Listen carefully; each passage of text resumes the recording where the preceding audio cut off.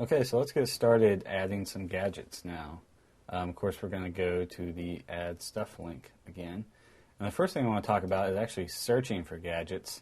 That's probably a good place to start. If you know, you can just search for things you're interested in, and likely there's going to be a gadget about it. So let's search television, see what comes up. And first thing, TV guide. So that seems like a pretty useful thing. TV watch, tonight's best TV, last night's recaps, all the news you need from Entertainment Weekly.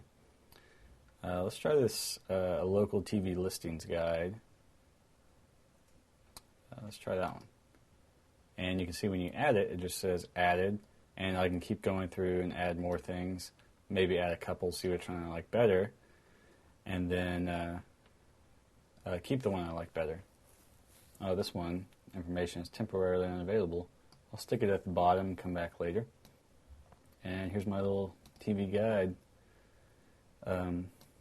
thing. Looks like I got to register. I'll go ahead and skip registration.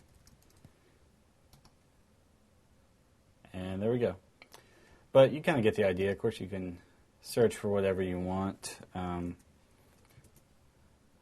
Look for how-to stuff, and then got a whole bunch of how-to stuff. So just search what you're interested for, and likely you're going to find some gadgets you like. And probably be a good idea to find one with a high rating and with lots of users.